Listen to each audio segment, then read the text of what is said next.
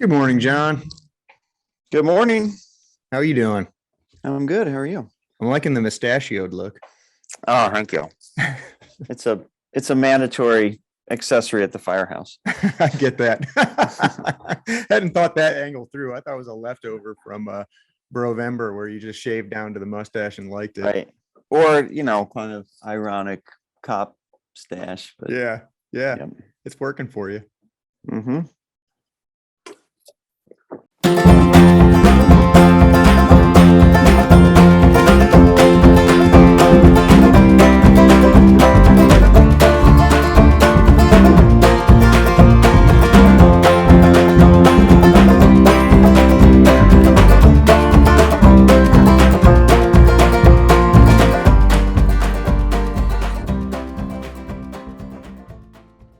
Welcome to Pedaling Squares Through a Mammal's Life, where we talk about all things bike and endurance sports from a master's athlete's perspective.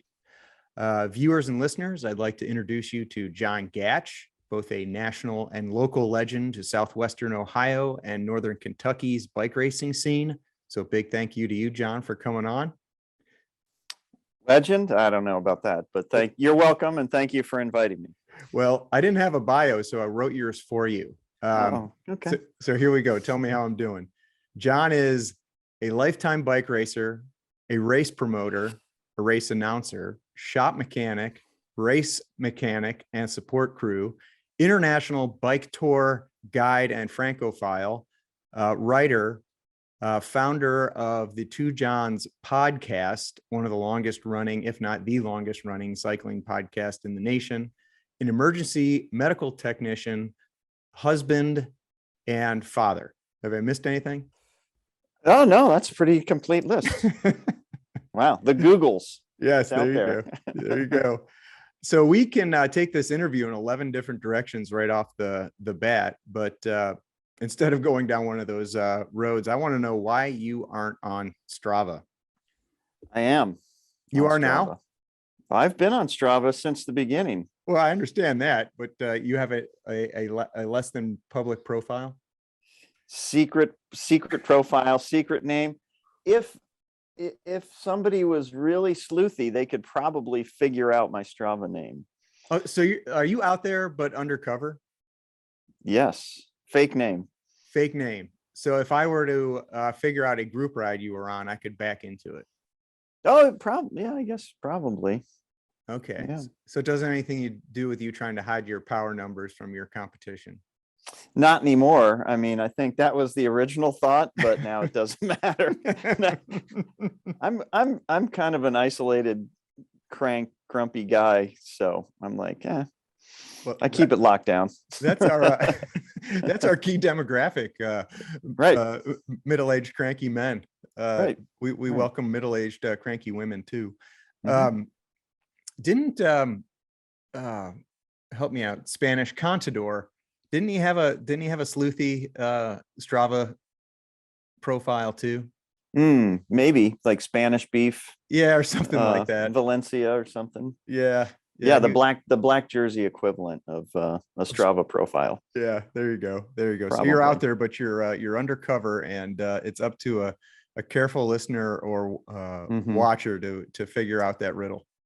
I was I think I was in when it went public, like the first month, and it was very very encouraging because, of course, not many people were on it. I think I was in France when I actually signed up for the first time, and I was like, KOM. I have all these KOMs. Yeah. I don't have any. I haven't had a KOM for a long time. Yeah, you and me both. I got a funny story on that score. The only KOMs I think I still have are faraway places when I went camping with my family, and it was some godforsaken segment somebody else set up, and down in Florida. So we went down to Florida for my parents' 50th wedding anniversary, and I took my bike and I went out and knocked off a few KOMs, and I was bragging to my nephew about it. And my smart aleck son chimed in and said, yeah, my dad's the king of the old people. And the KOM in Florida too. That's kind of an oxymoron. So Yeah, that is too. It's a double entendre, I guess. But I didn't appreciate my KOMs being devalued by the fact that they were all within a retirement community. But he was right. Classic. Yeah. So, are you a structured training guy, or do you race into shape every year? Currently, I'm not a structured training guy. I used to be a very structured training guy. So right now, just riding, and if I have something coming up, I'll be like, oh, I should probably do some specific training for that thing. Yeah, and a careful listener to your show would know that you're planning at least one assault up north on either Iceman and or Coast to Coast. Yeah, those are kind of two things on the radar this year. Yes, those are two that I'm planning. Hopefully, with the other John will join me on one or both of those. Well, I've done both, and I did Coast to Coast the inaugural year, which was on was probably a scheduling mistake. It was on Mother's Day weekend. And never a popular decision. No, and my wife was okay with it, but I forgot to call my mom afterwards, and I'm still living that down. And then Iceman's kind of the polar opposite of that. While it's a race, it's more of an excuse to go drink beer in the cold. Right. Well, I'll have to pick your brain about both of those. I've talked to people who've done both, and especially for the Michigan Coast to Coast, there are a lot of decisions to be made about equipment and stuff like that. So I'll be asking you some questions. Well, I'll bring you back for a debrief. I've talked to people who've done it on a cross bike. I've talked to people who've done it on hardtail. I've talked to people who've done it on, I get it. It really is. It's usually dry. Last year, I think it was very wet. Yeah. So that changed things a lot. It's a bedeviling course. The refrain that keeps coming to mind is sand. Yep. It's just so sandy up there that you're okay on a gravel bike, but the problem with taking like I did on a converted cyclocross bike is you can only get so wide with your tires, and getting through the sand is the tough part. The big deal is getting there before sunset.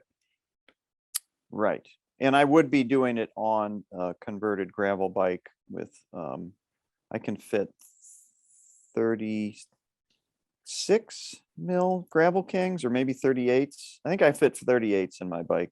Oh, you might be okay with 38s. I couldn't get 38s on my my Indy Fab, and I wasn't struggling in the sense that I wanted to pack it up and not finish the race, but there was some pretty frustrating climbs where you just couldn't do anything because it was too sandy. But it all kind of comes out in the wash. So whatever you go up there on, you'll be fine. I saw a handful of people doing it on fat bikes, which seems like that seems horrible.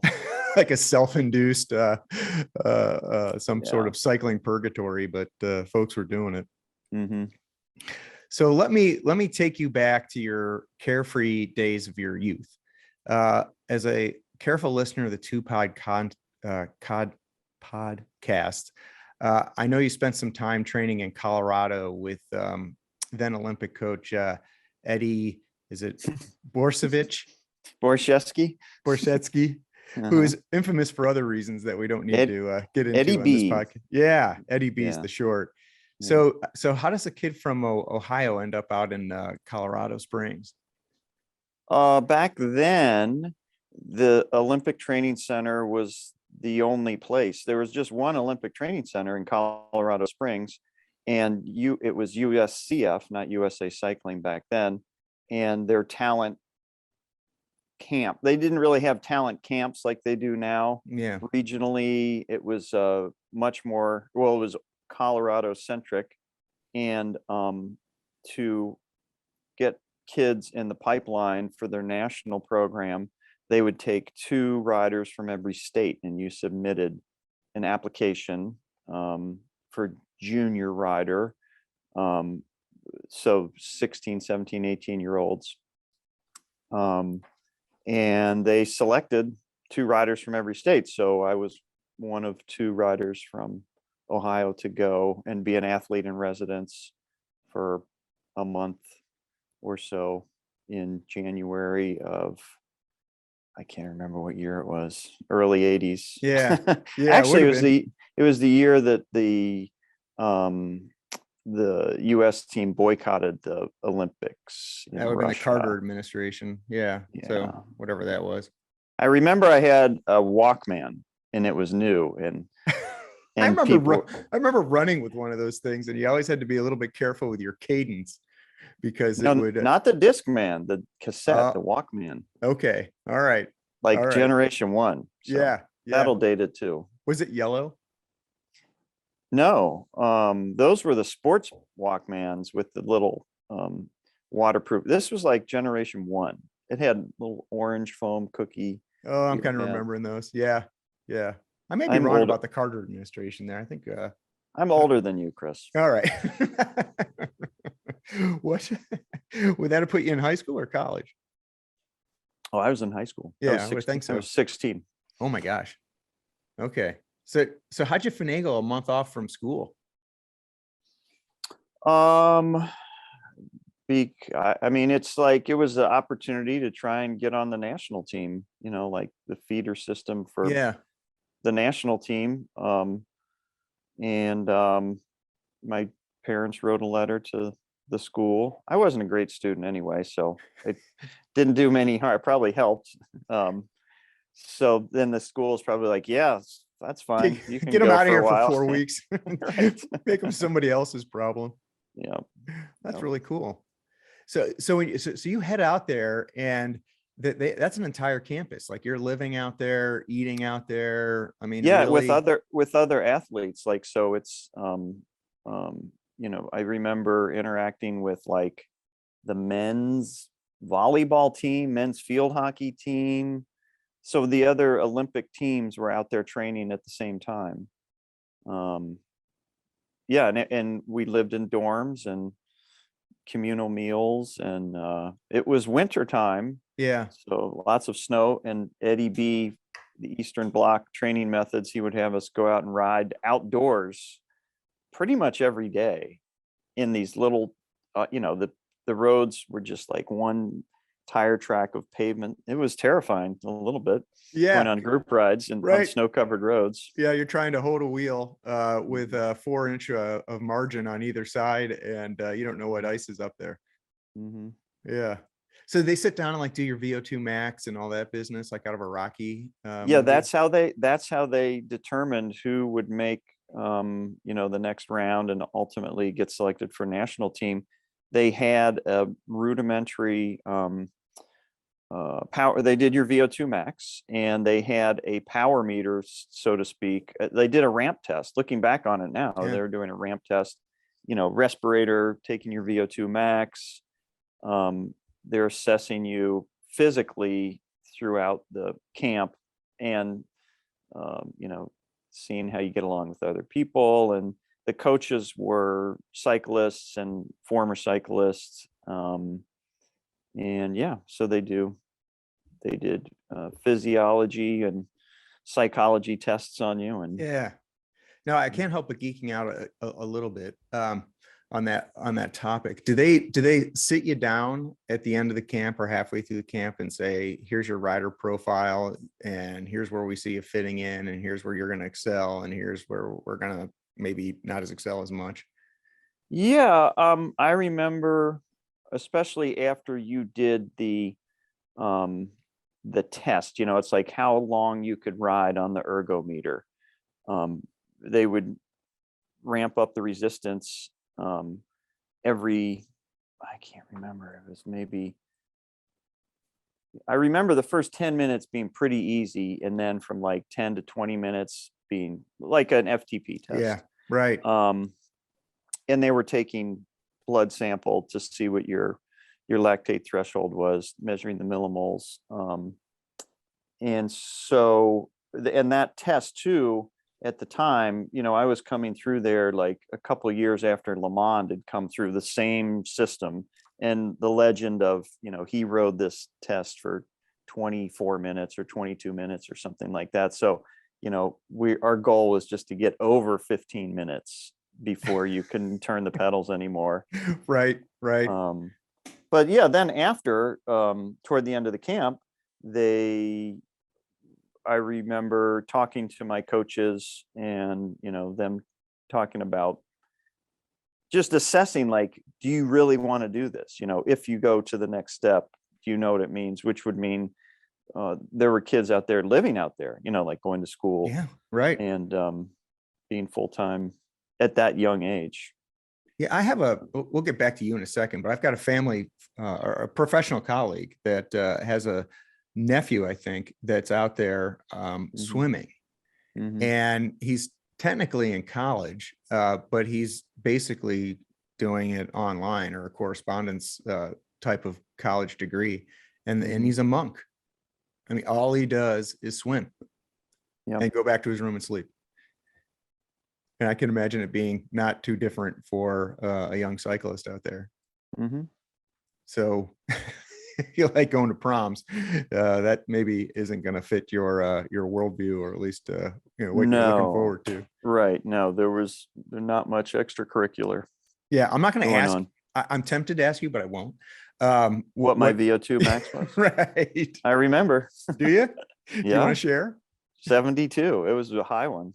Holy cow. 72. No wonder you're so hard to chase. So then I got to ask, now that you've had it done like gold standard testing, I won't ask you what it was yesterday, but do you think the Garmin does a reasonable job of calculating that? Oh no, I don't think so. You think the logarithm is just you mean like right, when you get that message on the screen that says your new Vo2 Max, new FTP, right? I don't know how it would. I think the FTP is probably more accurate than the Vo2 Max. Oh, I would agree with you. I'm just curious because I've never had the Vo2 done. I've done the millimole test and that sort of thing, but it's still a calculated number because I wasn't wearing the mask. You mean Vo2 or no, I just had my threshold. My lactate threshold with the blood test. Well, that's very accurate. I mean, it is what it is. But doesn't it still kind of reverse calculate your Vo2 max? You can calculate Vo2 max from doing an FTP test. Yeah, I guess that's how the Garmin does it. It reverse calculates. Yeah, it. That's what I'm getting at. It's the same logarithm. I guess the academic question is, how accurate is it? I don't know. Well, I don't know for sure, but I don't think it's as accurate as a real Vo2 test here in Cincinnati. If people live in Cincinnati, well, you've talked to Pete Wimberg, and there's a lab at UC. You might have done it with Bruce Jane. Yep. And you can get a very accurate Vo2 test through him because he uses a respirator and he measures output of gas, and I think does the finger prick and all that stuff. Yeah, I mean, that'd be the local or equivalent of what you were doing out there in your youth. And everything back then was probably keyed to heart rate more than it was anything else. Yes. Yeah. And I still pretty much, that's the number I look at mostly. That's sort of my confirmation number. The watts are good to look at, but heart rate really for me is the number that I go by. Yeah, I kind of default to it too. I mean, I'm not that much younger than you, but I came up in when heart rate monitors were kind of a neat thing when I was, I guess, a freshman in college. And I can remember those Polar watches that they looked like a mini computer on your wrist. They were so big. And I'm kind of the same way, where I use it as the blow up number. It's like, I know, okay, this is not going to end well, or I can do this for that much longer based on heart rate. And then I go back and validate it by watts. I almost never use my watts to calculate an effort in a race or on a hard ride. It's just there. It's a data point. But when I look at like I'm going to mispronounce it. Is it Pogacar? Recent Tour de France. Yeah. When I think Tadej Pogacar. Yeah, Tadej. I think he averaged 350 watts in Strade Bianche. I mean, I can't even imagine doing that on an entire race. It makes me want to like go down to the Ohio River and just throw my bike in it and say I'm done. I never. Well, there's no point. He's 23 years old. Yeah, he's got a decade or two on it. So, so let's talk a little bit of racing. You know, you're still racing into your, A little bit. well, I haven't mean, raced much the last 4 years. yeah, but you're still getting out there, and that happens to coincide with a pandemic, by the way. Mm-hmm. So as far as like, let's talk about like right now, like as far as goal setting goes, when you look at, because I have my best power numbers in January because I'm always planning them, but I'm never executing on them, right? So you put your numbers together and what you think you can do from the comfort of your couch in December and January, and then you got to actually execute on that in the rest of the year. Will you sit down and figure out your race schedule in January, or is it more, hey, I got buddies that are going to this race and it's going to be a good time, so I'm going to backfill my calendar with this social event? That really is more the scenario now. If it's not going to fit in with family and it's not going to be a fun thing I want to do, I'm not going to force it. You know, I don't want to do anything that's not fun. Yeah. I don't want to ride with people that aren't fun. I don't want to do some dumb race just to do it. So yeah, that's exactly it. Just if it's a fun thing to do, and I think, oh, I'll probably be pretty fit for that, or I can get fit for that. Yeah. That's the way I do it. My racing calendar runs through lacrosse in the spring and football in the summer, because we have like a 5.5 week vacation window to take a vacation in the summer. So you got that to deal with, and then it's over. You're back to the grind with kids in sports. So the idea that you can put together an aggressive race calendar and keep it going is, I think it's a fool's errand at some point, but I guess you can get back to it. And then the question is, do you really want it? And you're racing against a bunch of Grizzly veterans that have been doing the same thing for the last 2 decades. So your position on the leaderboard isn't going to change very much. My, the last time that I really raced a targeted schedule and raced a lot were cyclocross years, because it was something I could do with my son. And we would race 20 to 30 cross races a year. And we did that from his, 7th grade all the way through senior in high school. And that's really the last time I really raced a lot. It was cyclocross. Sure. And that's when I would be very organized about training with a coach, looking at the races, looking at the schedule, doing some periodization, targeting things and really keeping an eye on things. And it was organized and targeted and structured, but it was also fun because I'm racing with my son. It was something we could do on the weekends, and I was having good success, as was he. But that was really the last block where I really raced a ton and did it structured. And you have one son, right? Mm-hmm. Sure. And your father is also a rider, right? Mm-hmm. Is that something that was handed down from him to you, and then to you, the next generation, so to speak? What's the family history there? He's always been athletic when I was growing up, but I got into cycling first, and then he got into it. Oh, he got the bug thanks to you. Mm-hmm. Okay, I got you. Yeah. And I got to tell you, it was a totally random encounter. I was coming back from a ride in the afternoon, and I ran across your son in Marymount one afternoon. Well, I thought you were going to say you ran across my dad on his e-bike and he slaughtered you. Right. Because he loves to do that. That is, but you got to give it to him, right? There's a certain handicap that if he's on an e-bike, you just got to figure out how to make it work. Hey, he's 87. I say, go for it. Yeah, that's right. That's right. I always wondered if there shouldn't be, like in golf with cycling, like a handicap system where you get a certain handicap, if not just based on age, but like where you are in your marriage and children life. Because I've got lots of guys I still ride with that are in their early 20s, and they can hardly get out of the house on a Saturday or Sunday without having to pay the price for the rest of the week with the misses. So you could work some kind of like handicap in there based on the number of children and age of children. Right. Because I had some dark years there where I wasn't getting very much volume without putting the marriage at risk. But it seems like you could still, the biggest handicaps would be early 20s and then 70 and above, or the biggest handicaps that make that system work.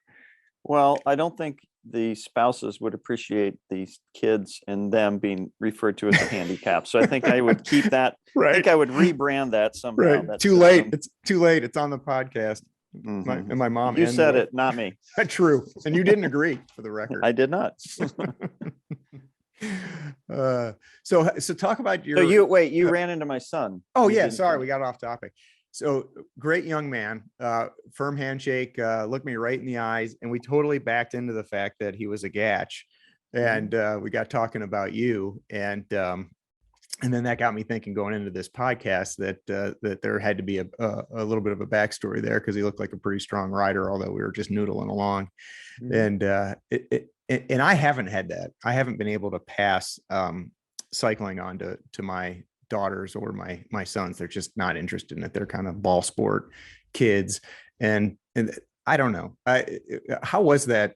I guess from a parent's perspective, coaching your son, and what I'm getting at, and I don't want to like pry back too many layers of family drama, but cycling, there's nowhere to hide. It's like a lot like running. Like, it's a sport that just hurts, and you have to accept that it's going to hurt, and communicating that to your son or your daughter without getting weird, I think is more difficult than coaching them up in a team sport. Does that make sense, that distinction? Because you're trying to teach your kid to go into the hurt locker without it making it about them, rather than making it about like parental approval and how much pain you can tolerate in order to be a better athlete. I don't know if I'm articulating a question or just talking out loud there, but how was that coaching your son all those years, unless you had another coach and you were cheering him on? I did not coach him, but of course I would advise him. But from the start, I didn't want it to be something that he felt pressure to do. So I didn't push him to do it at all. But, he grew up seeing me riding, and he's a tech guy. He works in a bike shop in the summer and wrenches. So he's always been into the mechanic side of it. And, he was introduced to it through the Lionhearts junior team, which is fun. And that's, with my coaching through Lionhearts, I try and make it fun. And I never pushed him to, or I hope I never pushed him to do it and to race. And I just kind of let him do as much or as little as he wanted. And he's very well-rounded, through junior high and high school. He played lacrosse and won 2 state championships. Sure. You got quite the feeder system in Marymount. Yeah, and he's a golfer, and he ran cross country too. And that's a lot to balance. And as he got further into high school, which was okay with me, he wanted to focus more on golf and lacrosse as he was into his senior year, and still rode some and raced some. But, I just wanted it to be fun for him, because it is a lifelong sport. You can't really, you can play lacrosse as an adult. Yeah. But I've seen what happens when the alumni game happens over Thanksgiving. Right. There's a lot of limping off the field. Yeah. Cycling's a lifelong sport, and it's something he'll always do. And like I said, he likes the tech aspect of it too. Yeah. Well, good. It sounds like that worked out. And imagine you go out for a ride with him every once in a while. And there's something about being on a bike ride that loosens the conversation up, and it opens the mind. And I don't know, I've had some of my best. Well, I tell you what, I've solved most of my life's conundrums on a bike. I'll tell you one of the best times we did Ragbri, my son and I, that week-long ride across Iowa, and that was a lot of fun. Yeah, just riding side by side for hours and hours. Yeah. You'll have that for the rest of your life. So moving away a little bit away from family and into the community, you've been an ambassador for the sport in Northern Kentucky, Southwestern Ohio, and all over the place for a long time. So thank you for all the race directing and commentating that you do. So I want to get your perspective as as that guy with a little bit of longevity on the cycling. I'll say it in air quotes, you know, the cycling scene in the Midwest and into the kind of the South broadly. When I look at the industry, so this is my perspective on it, and then I want your commentary. The bike industry's never been better. I mean, you look at, not just take the pandemic out of it, or maybe it's because of the pandemic, who knows? But the industry is off the rails, successful right now. Cycling clubs seem to be flourishing. Cyclocross seems steady and on the up from my perspective. Gravel racing is really taking off. But we're seeing a decline in road racing, or at least that's my perspective on it. I tried getting some numbers, and it's all skewed by the pandemic. So you got to take, 2 years and set them to the side. But even before that, USA Cycling was seeing a decline in the number of road racing throughout the country. And I think we were seeing that for sure in the Midwest. So that was kind of a long lead up. But what are your observations on all of the above? On why there are less road races? Yeah. Because road races, we'll take it from a couple different angles, but from a promoter standpoint, road races are much more difficult to stage because you're talking about public roads and either partial or total closures of those things. It's hard to do working with municipalities, residents. It's dangerous, so the liability is a lot greater than an off-road race because you have cars involved. And it's the numbers, maybe it's a self-fulfilling prophecy, or they go hand in hand, but the fewer people that race, the less profitable. Race promoters don't do it for profit, but Right. you want to break even, so you have lower numbers. It's hard to put on a road race. There takes a lot of people, a lot of liability coverage, and then go to off-road, cyclocross or gravel, no cars or Right. fewer cars. Since more people have gravel bikes now, you have higher numbers of participants. It's just a little bit easier thing to do. It's more self-contained. I've put on road races, cross races, mountain bike races.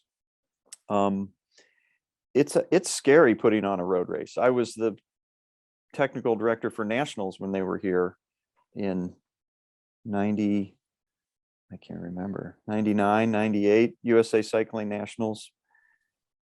It's a lot putting on races that are on the road. So, and then why are people doing off-road as opposed to road races? Because safety, people don't want to ride on the road because it's scary. They don't want to get smashed by a car. So more people have gravel bikes, more people ride off-road, more people ride cyclocross. So those are going to be the sorts of things that people do. And now with the gravel events, they've structured them so you can race it, or you can ride it. You can have business in the front, party in the back. Yeah. It's more accessible, a little bit more fun. Yeah, when I think about gravel racing, it is more fun, I guess, from a middle-aged guy's perspective. Once you've popped in a road race, it's just a training ride that's 2.5 hours from your home, versus a gravel ride where you if you're not in the spear or the front end of the race, you're making friends and pacing yourself at whatever intensity you want to throughout the race, and there's typically a beer waiting for you at the end. It's kind of a hard argument to. It's an easy sell compared to a road race. So I mean, it makes sense to me. And so, well, the last thing too is, and I think I already touched on it, but why would somebody want to promote a road race where it's not a money maker, maybe not even a break even? You get people, bike racers can be jerks, and Yes, you get people complaining about this and that. It's we've had in greater Cincinnati race promoters who did like the whole spring series. Glenn, what's his face? Glenn Wolf. And no, not Glenn Wolf. This is probably before your time. Big Dave, there were these I race remember Big promoters Dave. Yeah. that took and promoted 7 spring series races. And it's a ton of work for not much return, monetary or otherwise. thank you wise. Yeah, right. Yeah. I mean, you and I came up before social media, and it doesn't take much to discourage a race promoter to get a bunch of negative comments on a Facebook post or an Instagram post. And it's like, why am I doing this? This is a total ass ache. Where gravel races, it's a party, and it has more of a I don't know, a community perspective on it, because you can do it from any class of rider, from the guys that are training 365 to the guys that are just picking 1 or 2 races to do a year and hang out with their buddies and crash in a tent after the race. So it makes some sense there. I just don't know if road racing is gonna come back. I mean, I don't want to spell its doom, but for the reasons that you're putting out there, unless somebody really picks up the mantle and injects not just their own personal time, but some money into it. I don't know how you bring it back. It's almost like a church festival. Once you stop doing the church festival, all the volunteers scatter, and it's tough to reconstitute something like that after it's gone dormant for a handful of years. So we'll see where it's going. For the time being, I guess I'll just enjoy gravel races and hard group rides, right? Yeah. So let's talk a little bit about your podcast. It's been on the air for 15 years. So that must make it either the oldest or one of the oldest. I don't even know how you compete or measure something like that. But I was listening to one of your earlier podcasts, I think this month, and you have back-to-back 2 weeks worth of content. So if anybody needed to hear you in their ear, they could do it nonstop for 2 weeks. I think there's the other John has like the early episodes that aren't posted, and he always threatens to unleash those. Unleash them on the world. It has been I think 15 years. We took a year or 2 off. I think we took about a year off, where all of a sudden we just realized we didn't have anything else to say or didn't feel like doing it. But yeah, when we started, I think there was one other cycling podcast on iTunes, the Fredcast. Okay. I don't think that podcast is still around. And he took, I think he wrote a recumbent. I mean, I'm not, well, yes, I am. No, I'm not making fun of recumbents, but yeah. So we when we started, it was like early days of podcasting too. Yeah. And certainly no cycling podcasts. I mean, you were there. I mean, you were, from just a straight technology perspective, you were way ahead of the curve. I mean, you had to learn all that technology and then figure out how to upload it. The early episodes, the audio was horrible. Like we were constantly struggling like with how to process it and the sound and everything. And I've told the story on the podcast before. The podcast was my wife's idea, because we were watching that television show Lost. Remember the show Lost? That was a great show. Yes, it was a great show, but you needed like a reference thing to figure out like what happened and what has happened and who does what. And there was a podcast for Lost that was a long form podcast. These 2 guys would watch the show and then, explain to their best ability what happened. Tying it all together for the casual watcher. Or even the serious viewer, because it really was a complicated show. So my wife was listening to this podcast, and John, the other John, and I, he was living in Cincinnati at the time, and we were racing a lot, and we would go to the bike races together, and we would race, and then we would drive home together and we would talk about the race. Then I would get home, and then we'd get on the phone and we'd still talk about the bike race. Yeah. And my wife was like, God, you guys, you've spent the whole day today together. Now you're home and you're on the phone talking. She's like, just do a podcast. Share it with the world. Yeah, just do a podcast. And so that was the genesis of the podcast, the conversation that John and I would have post ride or post race. So when I think about the podcast, let me give you this anecdote. I was riding with a buddy, and he was telling me that, he listens to the Two Johns on his trainer, and he described you guys as like PBS's wait, don't tell me. Okay. And you do have that witty banter going on between you and John Kay. And I know that's not by design, but that's you guys, right? It's like a car drive back from a race, just with a microphone between the two of you. Yeah. And we never really, we've always said we do it for us. We don't, no offense, listener. We're happy to have people listen, but and that's why we've never really tried to monetize it or take sponsors, because we don't want to be responsible or beholden to some person saying you have to do this and you have to have these ads and all that stuff. We just do it for ourselves. That's us talking. Right.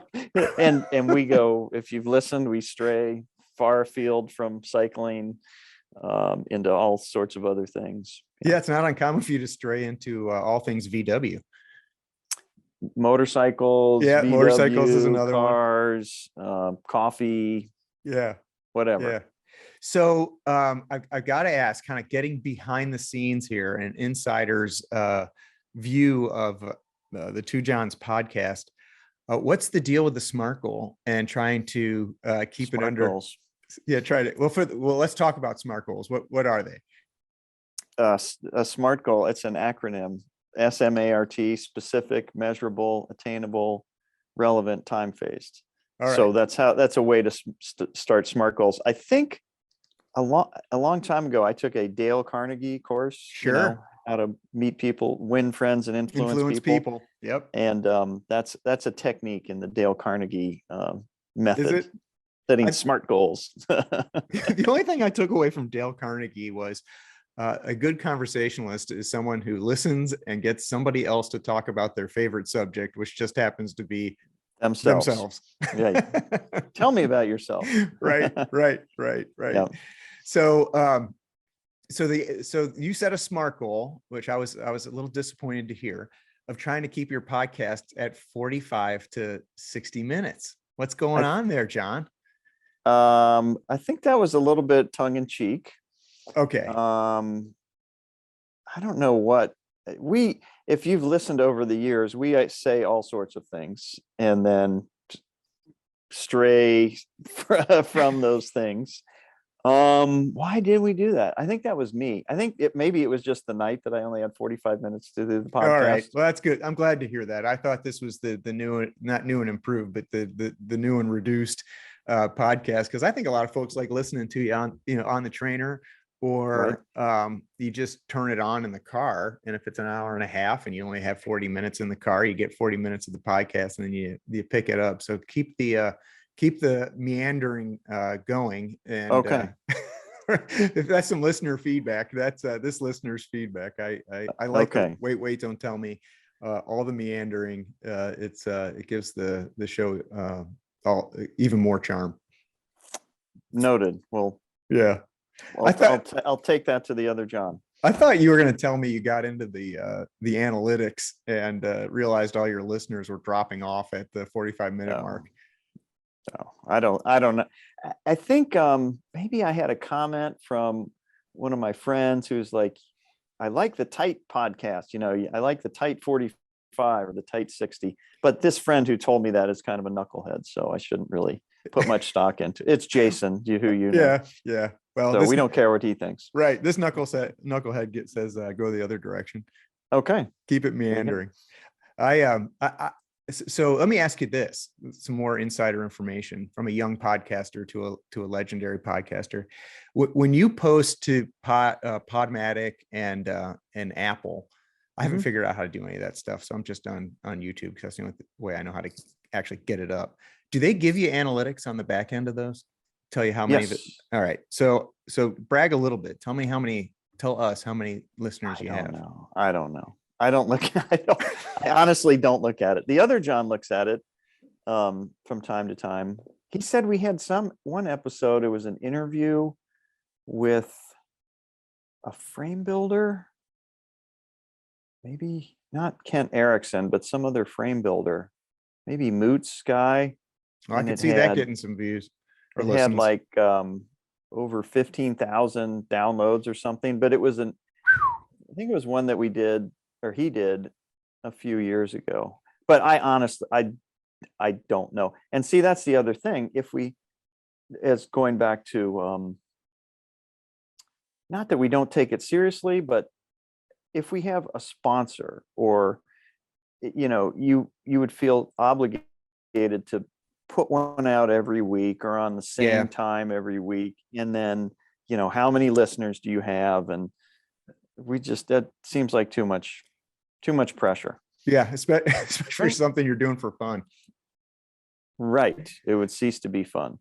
Yeah. I think my podcast is almost unmonetizable. When you look at the target audience of masters aged athletes, I mean, that do endurance sports. I mean, you're never going to monetize on YouTube with that kind of audience because it's so targeted. Cycling. I don't know. I think that podcasts everybody has a podcast now. And I do think it would be pretty easy to monetize it. And I do, I go for it. You're setting goals that are way too high. See, part of the problem with being on YouTube is people can look below and they see 100 views and they're like, this guy doesn't know what he's talking about. I'm moving on to the next one. I got to go out and buy views. Apparently you can do that. You can pay somebody to like your Instagram account or view your a bot. You can hire some bots to click on it. Right. So are you going to stick with the video format? Or you? So here's the thinking on it. For all the reasons you just articulated, why you don't try to monetize it, I am just trying to get the format out there, and YouTube's the only one I figured out. So on our next ride, you can explain to me how to get on Podomatic and Apple, because these things, simple. Well, it's simple to a techie guy like you. I'm struggling to keep up. It took me hours of YouTube videos to figure out how to set this camera up and make sure the audio sounds halfway decent when it comes out on the other side. So now I have a Podomatic. Like I can drop this video into a format and then pump it out to YouTube. I would like to get, or at least try to get on Podomatic and Apple. Those are both free platforms to a point, and then you have to buy storage the more episodes that you put up there, or the more listens that you get. So we do buy space on Podomatic. Yeah. We used to do it just on Apple. That was our original platform, and it is still available on Apple Podcasts. But the hosting is all done on Podomatic. So it goes from Podomatic to Apple. Yes. Okay, I got you. That makes some sense to me. Well, I'm glad you're having fun with it, and I'm glad you're keeping it fresh, because if it's not a labor of love, you won't stay after it. The thing I do enjoy about it, one of the things I enjoy about it are the interviews. Throughout the years, we've interviewed, the last episode was just an interview that I did with Drew Dillman, a cyclocrosser guy. But we've interviewed Magnus Backstedt. We've interviewed Svein Tuft. Wow. Bobby Julich. Yeah. Kent Erickson. It's amazing, especially in the early days of podcasting. You would just call, email people, and they ask them if they wanted to do an interview, and be like, okay, sure. Right. So Right. I don't know. I enjoy doing the interviews, and that's like you were saying, the topic that people like to talk about most is themselves. So figuring out an interesting angle on somebody's story, maybe not specifically to bike racing, but just like who they are and Right. why they do what they do. And I like doing the interviews. Yeah. The interviewing process has opened my eyes to, well, obviously how the pros do it, not how I do it. And there's a methodology to it. And if you're tuning into anything that's on a national level, it's like, get the human interest story out there and get them to, get them to cry, versus get them to talk about something that's relevant or interesting. And then you've got to strike that balance like we're doing, where you're making the person interesting because you're giving some details about them, but you're talking about a mutually interesting topic without prying. Mhm. You know what I'm saying? Yes. It's difficult to strike that balance, because you don't want to take advantage of a person and just have them bleed their heart out to you. Not that we'd go in that direction here, versus keeping it all antiseptic on one end and you're just talking about a topic. It just gets boring at that point. So there's a delicate dance that's to I be think struck. that's where the other John and I are a good balance, because he's a very analytical, tech oriented guy. He's an architect, very smart guy, he's a critical thinker. So his interviews with tech people about how they do stuff and how they came to do things I think are great. Yeah, they're very good. I'm more of the You're the tell me how Barbara. you feel, or how You're the Barbara Walters side of Yeah. it. Maybe, yeah. Yeah, he did a really good job with an interview. I should have it in my interview notes here, where I can't remember if it was beets or some vegetable that is the ingredient in like a goo pack, right? Yeah. And Yeah. you could tell he understood it at a level that the guy he was interviewing understood it, and we were all benefiting from that. But if you're not an analytical fella or gal, you're not gonna be able to convey that much information in an interview like he did. That was a great interview. I mean, I kind of walked away from it saying, I gotta go get some beets. That's the secret. Right. Gotta raise my FTP. Right. That'll take me to the next level. All right. Well, I'm starting to impose on your time here. So let's do. I rescheduled my morning. I came and so I have a little bit more time. Oh, okay, good. So let's do. We don't have to get in under the time phase. It's part of the SMART goal. Okay. All right. Well, I'll do. But I don't want to, impose myself and let's just talk all day. So you tell me. Be careful. I've been accused of being windy in the past. Well, attorneys, Yeah, it comes with the territory. I won't ask you what the number. I'll have to ask John K. I call him John 2. I probably shouldn't do that because that means you're John 1. The other John. Yeah, the other John. What the analytics were on our interview, but Thank you for doing that. I've had you on twice, I think now. Yeah. We got to get you back. I was thinking about it the other day when I was riding on the road about bike lanes, and then yesterday there's a story about home rule in our local newspaper. Yeah, that's a big thing. And as it applies, it didn't say it implicitly in the article, but cycling laws are part of home rule in the state of Ohio, and what they can enforce, and what the law is and what they can enforce are two different things. And then what the police officer understands the law to be. So those facts have nothing to do with the person you're dealing with on the road, where they're like, you got to ride two abreast. You got to ride single file. You got to ride in the bike lane. You're like, well, actually. Yeah, you got three prisms there, don't you? You have. Yes. Yeah. And the facts don't really mean anything in the moment if the police officer has a different understanding or different opinion, or having a bad day. Yeah. And for the listeners and watchers, or viewers, I guess, this home rule phenomenon is where in less legalese is where a municipality or a city or a burg passes a law that's unique to cycling or cyclists that may or may not be consistent with the Ohio Revised Code or the Ohio statute, or excuse me, the Ohio Constitution. And you can always have your day in court on home rule. Okay, we're geek out a little bit here on the lawyer side of it.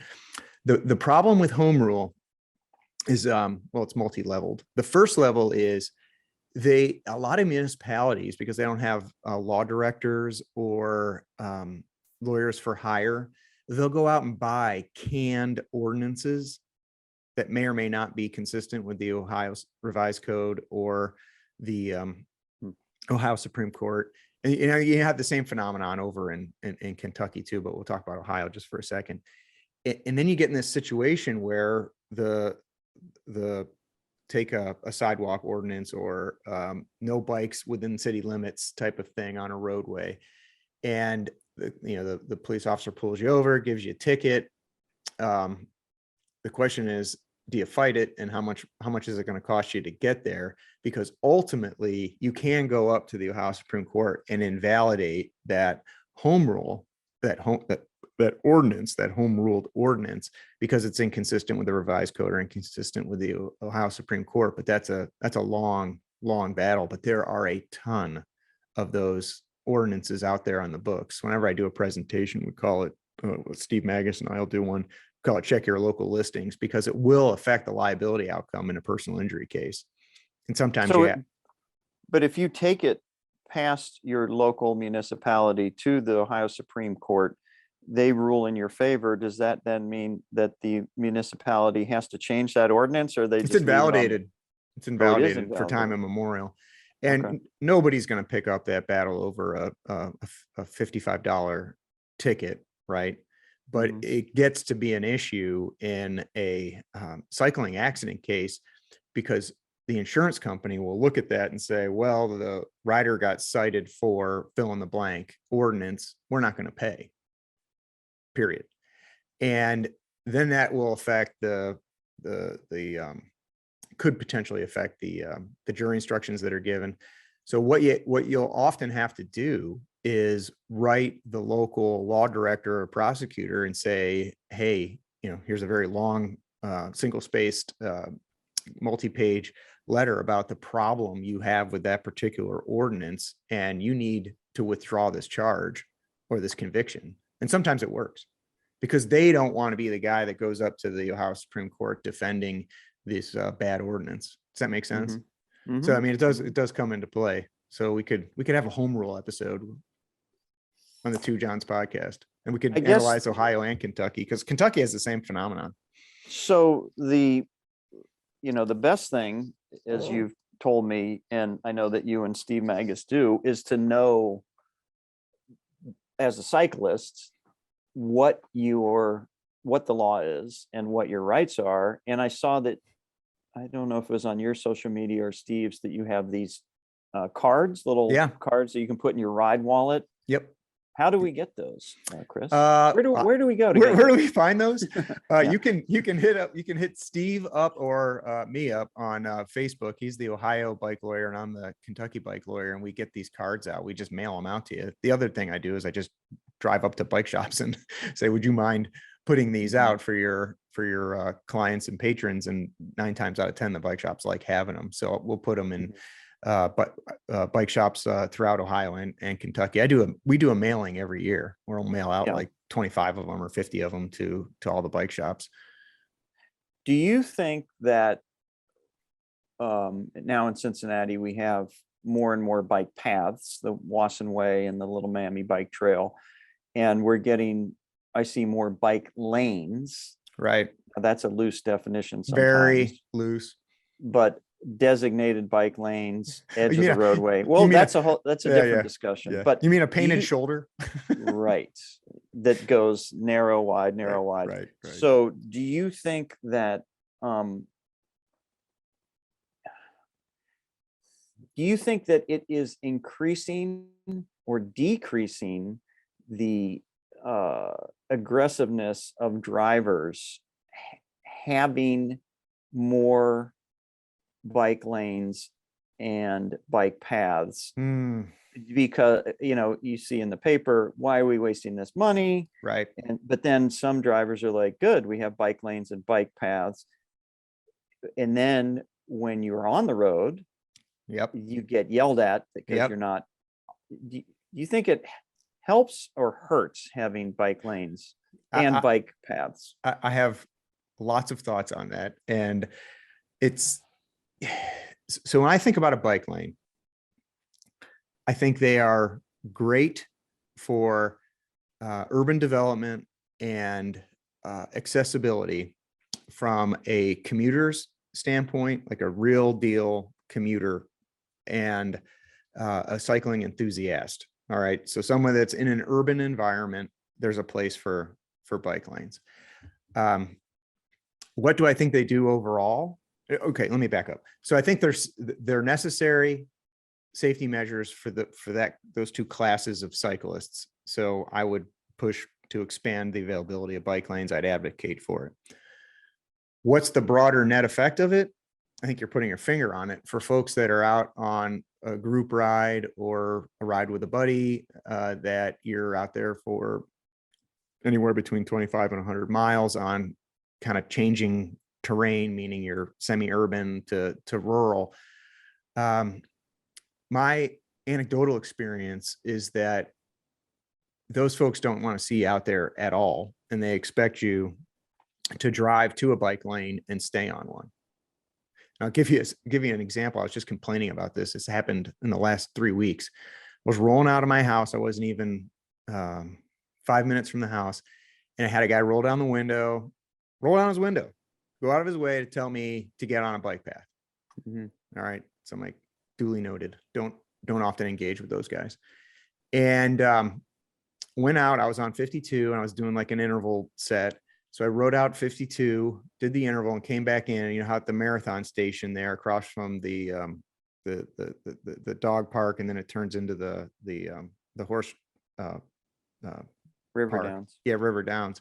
You got like a little half a mile's worth of bike lane. So that guy's was ringing in my ear. So I was like, I'll hop on that for just a little bit. And lo and behold, there's three folks walking all abreast with a dog on what seemed to be like a 1/4 mile retractable leash. Like the three things, it's like two things the cyclists don't want to see on a bike path, which is people walking 3 abreast, but even worse, they've got the dreaded Flexi dog. lead. Yeah. Right. So I'm thinking to myself, I can't win I can't win for losing. This guy yells at me on the way out, and then on the way on the back, I get on the bike lane, and then I got this problem. And who wants to slow down? And People yell at you on the bike trail too. I know. How about I have a bell on my bike. I ring my bell. I try and give wide passes. And same here. Wave. Good morning. Good afternoon. Good evening. Yeah. People give you the stink eye, and I want to be like, there is always somebody behind you, and you will always are about to get past. So just prepare yourself. Maybe it's startling. Like when I ride on the road, I think there is a car behind me always. Eventually, Right. I mean, right.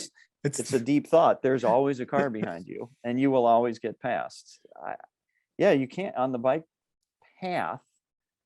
You get on the bike path, and you still get some shade. You still get the stink eye. Yeah. And then there's like another distinction there between dedicated bike path and bike lane. Right. And in Ohio, it's less of an issue. In Kentucky, you got to use a bike path if it's made available to you. You have to. There's a Kentucky revised statute on it that says you got to. I think it might be in the administrative code. I always have to review it. It's either in their administrative code or in the statutes that if there's a available bike path, you have to take it. It's not often an issue unless you're in an urban environment. But yeah, I mean, that's kind of you on 3 different lanes there. Excuse the pun. You got the dedicated bike path, the bike lane, and then no lane at all. I don't know. I guess editorializing, when I think about a bike lane, they're very poorly maintained. There's always basically shrapnel in them, so you don't even want to ride in them. And I don't know. If you're out for a Sunday stroll with your not your dad, but your in-laws, and you want to keep everybody safe. There's a feeling of safety when you're in a bike lane. If you're a serious rider, they're more of a nuisance to get in and out of. In Kentucky, the bike lane rule, so say there's just a bike lane on one direction of travel, do you have to ride in the bike lane That's a against good the direction? You know what? That's a great question. I don't know the answer to that. I'd have to re-review it, and I will for the next time you have me on. Because my takeaway was always, if it's the lane that you're riding in, excuse me. But you do bring up a valid point. It's like, well, do you expect me to cross traffic to get on that? That's an even more dangerous scenario, because you're cutting across traffic to get on it. And confusing to both motorists and cyclists are roads that have been resurfaced and restriped, like Loveland Madeira, where it seems like, is that a bike lane? Is it not a bike lane? In my opinion, it's not, because it's just the edge of the roadway. Right. And then to the right of the white line, you have the edge of the pavement. And sometimes it's wide enough to be a bike lane. And I'm sure in the eyes of some motorists, when they see that, and then they see you not over there, they think, why aren't they in the bike lane? But then you go up 50 meters and all of a sudden it shrinks to a foot wide or less. Right. It's not a bike lane. Right. But it seems like maybe they were attempting to make it sort of a bike lane. Well, encourage people to ride there. My terribly cynical view of the world is that you get credit for that as a bike lane. So if you want to say that Cincinnati or Northern Kentucky or parts of Ohio or Kentucky are bike friendly, if you just turn a shoulder into a bike lane for any length of time, you claim the whole thing as a bike lane, and then you get to put it in your statistics. Because that's not a true bike lane what you're describing. No, it's not. And when I'm coaching young kids or new riders, to ride in a predictable fashion, predictable means the same distance from the edge of the road to me is the white line. So if you're coming in and out of the car lane, so in and crossing over that white line, a car can't gauge, like, where are you in the lane? Oh, they're over now, I can squeeze by them. But all of a sudden the quote bike lane disappears and you have to come back into the car lane. So those things are dangerous, those phantom bike lanes. That's a good way to describe them. And I'll double check the model of uniform traffic control devices. I don't think it speaks to standardized widths of bike lanes the way it does when it speaks of crosswalks and that sort of thing. I don't think it has that level of standardization.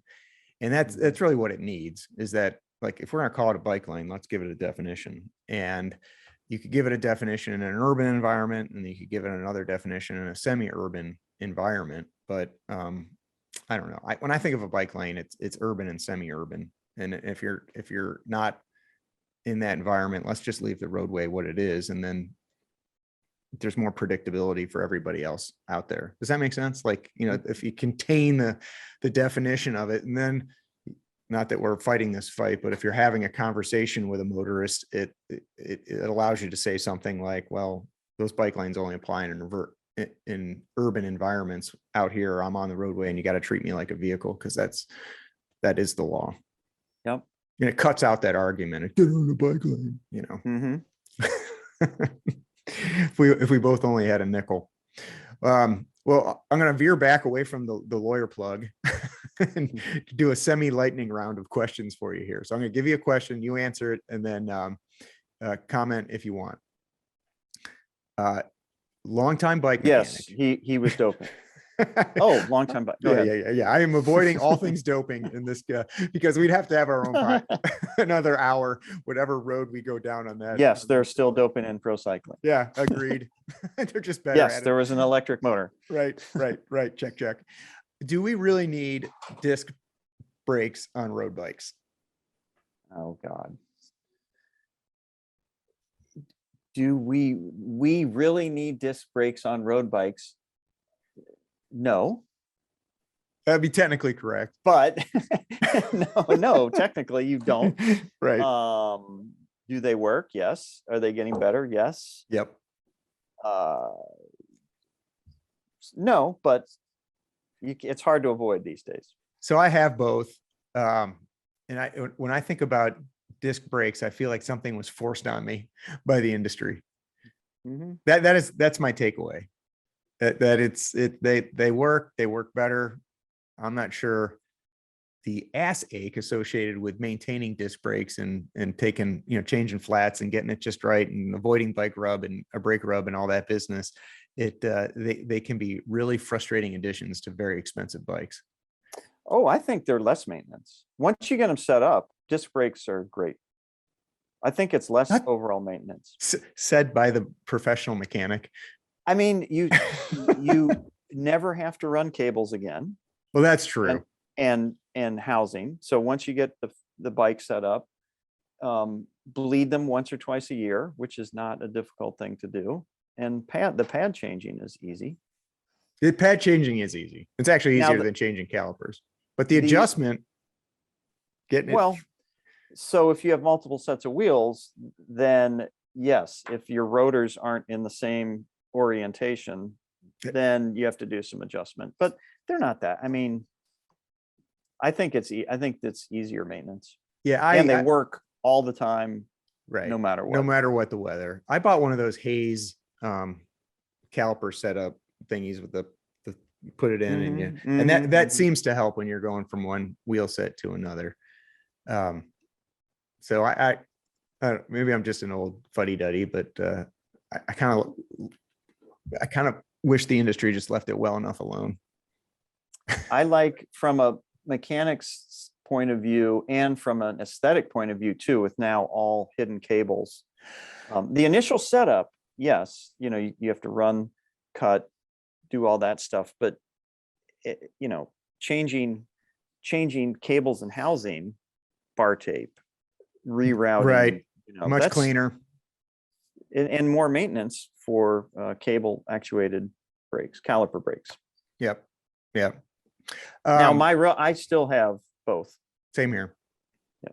Yeah, I don't like traveling with my disc brakes. That's a downfall too. Putting your bike in a case with disc brakes is tricky. Yeah.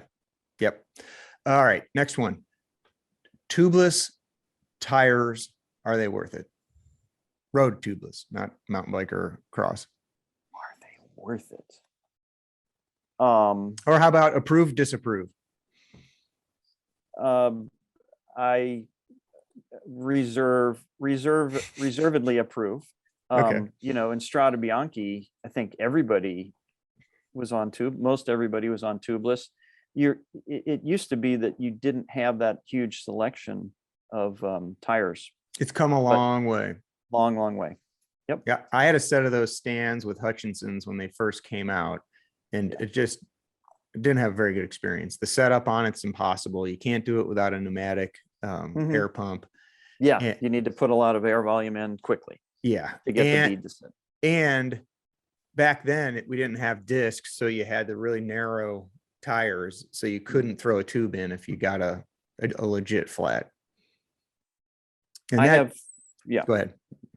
On my road bike, I run tubes. I run those Tubelito tubes, very lightweight. Feel like latex tubes.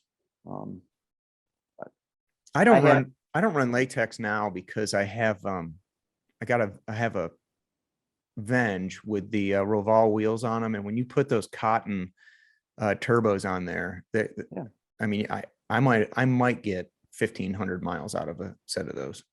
Might be where I'm riding. So yeah, that's it. They just wear out. So I don't want to put lightweight, expensive tubes in them, but I get it. And I would consider tubeless now, especially on disc, because I can put a tube in if there's if there's a problem, because with 28s you can get a tube in there. But what scares me is that when a tubeless tire goes flat, it goes flat quickly, because usually it burps, or you have and going down, rear tire, okay, whatever. Front tire, I just have horror visions running through my head of flatting on some super steep. And I have a teammate who broke his wrist last year at the Indy Crit. He flatted over a sewer lid in a turn. I think his tire burped. And it was he just like, cased it yeah, bad in Yeah. a turn. was his front tire? Yep. Yeah, makes sense.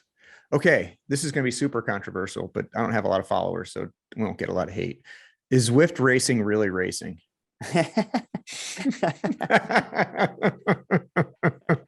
Or is it who is the best exerciser? Right. Is it racing? My teammate Greg Tomberg was bronze medalist I in know. the He's a beast. on the e-bike nationals. Is it really racing? That's a loaded question. You could I think it's yeah. I mean, it is a form of racing. Is it bike racing? Yeah. Or is it racing? Yes, it's racing. And it's also like gaming. It's like, who is the best exerciser gamer? Yeah. Is it? I guess so. Yeah, sure. It's racing. All right. I know you're a big the rules guy, and I wouldn't want to be on the Velomonte rules committee trying to not rewrite, but add and slightly modify the rewrite. Oh, I would. I know you would. We can figure it out over a bottle of bourbon, but it's almost like they need an update, because there's a giant blind eye to the world of Zwift and the Velomonte rules, and a true adherent may say, well, it's not racing, so, and it's not bike riding, so it doesn't even get considered. So what's the question? Oh, would you? That's the comment. Should it be updated to consider Zwift? Should the canon of rules include like Zwift rules? Or rules for riding Zwift? I mean, that's what it would be, wouldn't it? Yeah, I think so. I do think so. Because I get annoyed when I do group rides or races on Zwift, and I'm like, right. Like I do one weekly kind of organized ride where it's very clearly spelled out the watts per kilogram for this amount of time, and then at the end we'll do 5Ks of hard. And I mean, it's like going on a group ride and one person rides off the front. It's like, why are you doing this group? Just go ride by yourself. Right. Or you are riding by yourself, Yeah. Whatever. Yes, I think there should be some updates for Zwift. It's about time. All right. Next one. Did power meters ruin professional racing?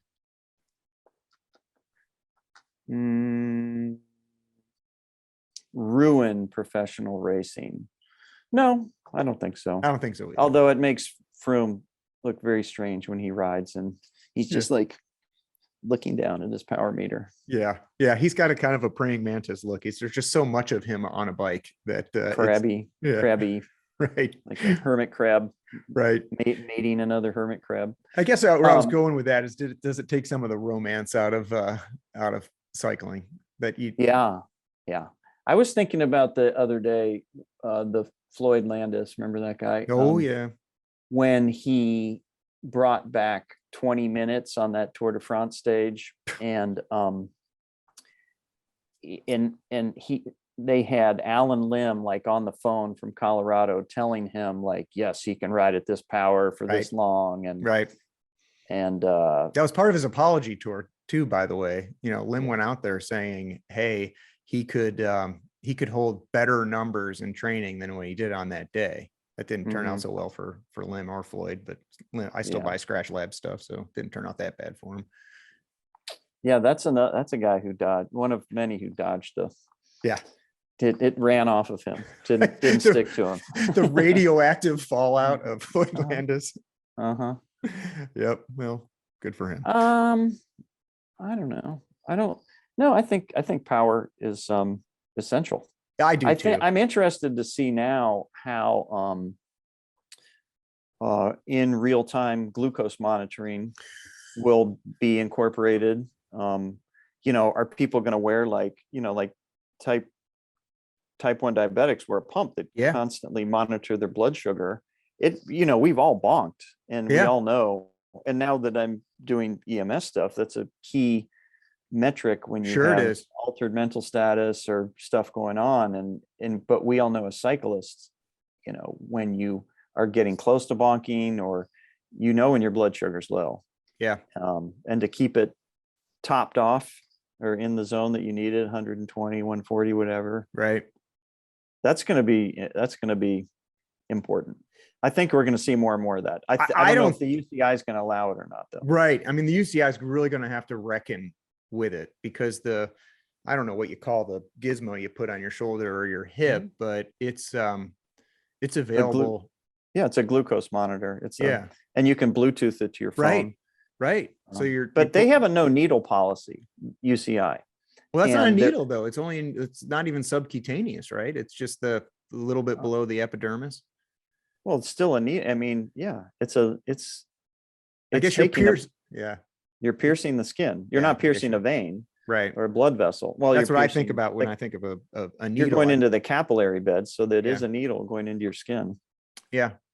I guess that'd be the rub. When I think of a needle, I think of a vein, not a capillary. But you're right. I mean, they're going to have to grapple with it, and especially at that level of the sport. Like I would be academically interested in avoiding a bonk, but not enough to invest hundreds of dollars into the technology, because it's not like a Whoop or something like that where it gives you biofeedback that you can use on a daily basis. It's are you bonking today type of technology, and that's not something. No, but it also gives you data of like, should I eat protein, should I eat carbohydrates? Like diabetics have to keep that balance. So it is like, I didn't think about it. Yeah, I guess you can use it throughout the day about how to fuel, not just during the exercise. I guess that's important on rest days to kind of geek out on it. You don't want to go too heavy on carbohydrates on a rest day. So there would be a day-to-day value to that. Yep. Yeah. The UCI endocrinologists are going to be the new. Yeah. The new team physicians. Yep. I mean, I know Froome's all over it. He loves it as a technology. So yeah, you'll have to do a podcast on that. Bring an endocrinologist on. When you find one, let me know, and I'll bring him or her on too. Okay. Let's see. Last one, and I'll let you go. SMART goals. Race radios. Yes or no? You're a fan? Well, we see what happens when they don't have them in the Olympic road race. Yeah. Especially the women's. Yep. Where I think that was a race radio snafu situation where they thought they'd brought everybody back, and they thought the time gap was missing one. Race radios. I mean, so I don't think race radios are the bane that everybody says it makes it boring. I mean, with TV coverage these days, what the gap is. Right. You can convey that to the rider with the race radio or not. I'm okay with race radios. Yeah, not to mention the Mavic guys have been doing it with a chalkboard for time immemorial. Yeah. So yeah, to me, I'm not staking out a firm position on it. I guess I would. I'm okay with them, but I think similar to power meters, which I wasn't even advocating banning them, is that both of them take a little bit of the romance out of the sport, because somebody that's better at math than I am is running the numbers in the team car and figuring out, okay, so and so's got to pull at X number of watts for X number of minutes to bring it down, and then set up our sprinters. So but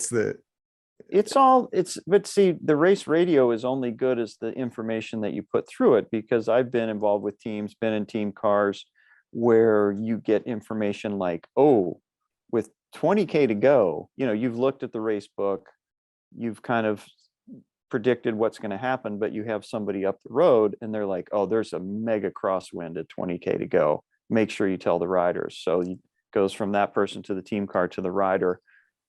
So the information that you get is more important than the race radio, in my opinion. Yeah. And that makes some sense, because it's like a golfer getting information on a particular hole, or how your ball's going to lie. That's nuanced information, but at that level of the sport, that that's maybe the difference between winning and losing. I think where it is very important, and the race radio makes all the difference, is that you can't really keep track of everybody. For example, like I was directing a junior team at the Labitibi stage race, and we don't have radios. Right. You're not allowed to have radios. And we had one designated lead rider, this kid, Alexei Vermeulen, who went on to be a pro for Lotto and is a pro mountain biker now. And I told one guy on the team at the beginning of the week, you are always near Alexei. You never let him out of your sight. If he needs anything, you help him. On one of the first stages, Alexei crashed, went off the road, and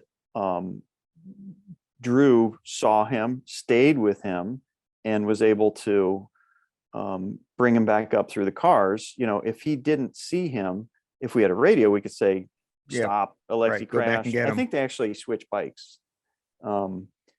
So like when you're not in eyesight of your teammates, race radios are super valuable if there's a problem and you can go help your teammates.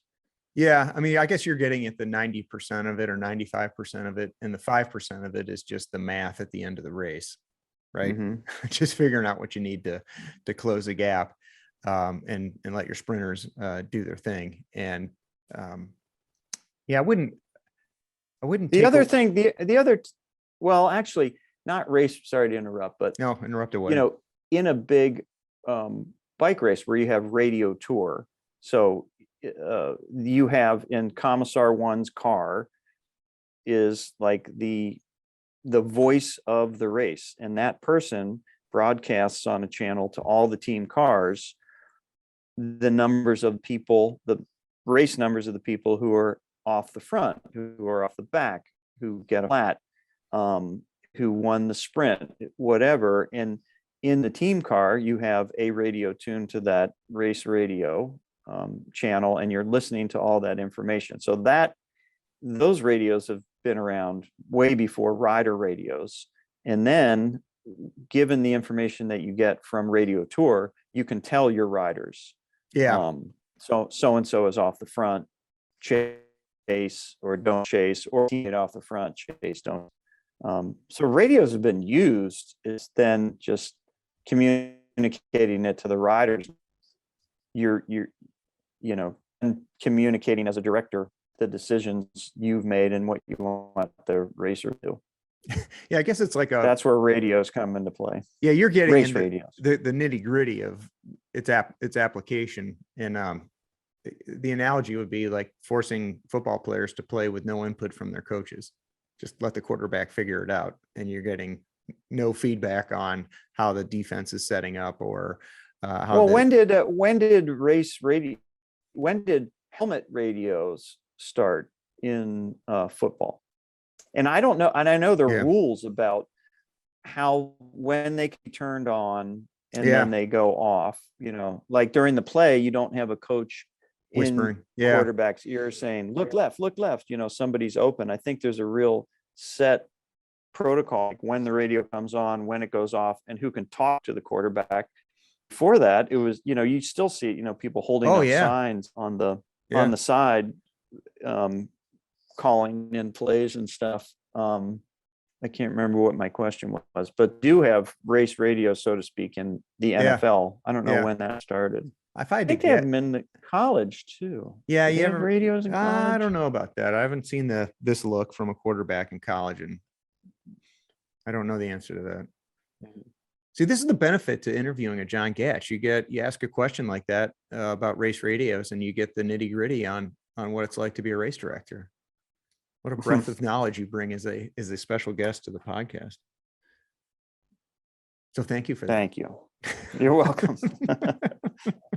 Well, as you say, and incidentally too, if you go to a big race, if you go to the tour or you go, if the race is here, you can find the frequency that race radio is broadcast on. Like if you have a radio scanner, and you can listen as a fan because usually it's radio repeater. Yeah. And the coverage is pretty good. So you can listen to race radio or Wow. go to the tour or some bigger race.